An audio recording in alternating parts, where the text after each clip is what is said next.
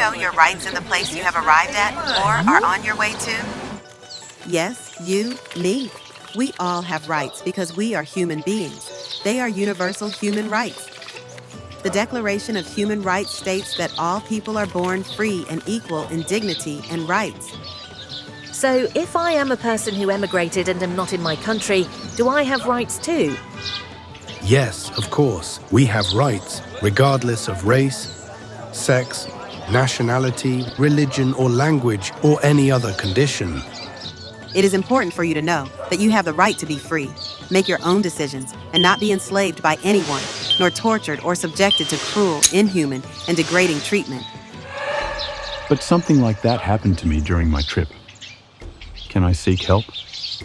It seemed like the opportunity of a lifetime. A job in another country, with good pay, and they even handled the paperwork for me, just like that, simple. I signed the documents they gave me. But on the way, that person told me that I owed them money now and that I had to work to pay it off. Every day the debt grew and I couldn't get out of there.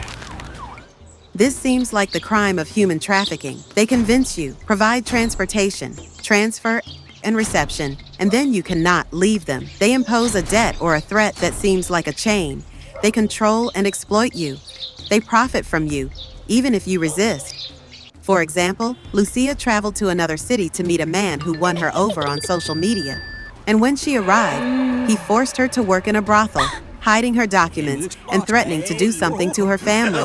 That is human trafficking for the purpose of sexual exploitation, and it is a crime. But during the journey, there were also people who had other things happen to them.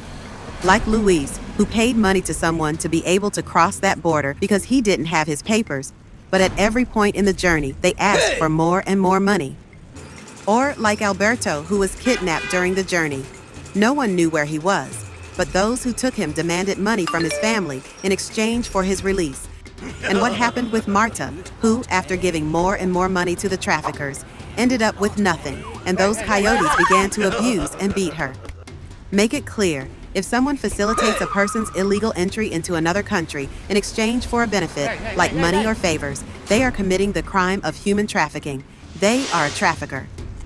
And that's not all. If the migrant person is in danger or suffers harm, the punishment is even greater. Additionally, traffickers may commit other crimes, such as sexual violence, fraud, theft, kidnapping, or extortion against migrants. It is important to know that we, the people who migrate, have the right to protection and care, regardless of our immigration status. Migrant people cannot be prosecuted for the crime of trafficking. Traffickers should be investigated and prosecuted. So, can I ask for help in these cases? And if they detain me, I don't want to stay here. I want to continue my journey. Remember that you are not responsible for these crimes. The traffickers are the ones who should be investigated and judged. Do not be afraid. If you need help or want more information, visit www.sandh.org.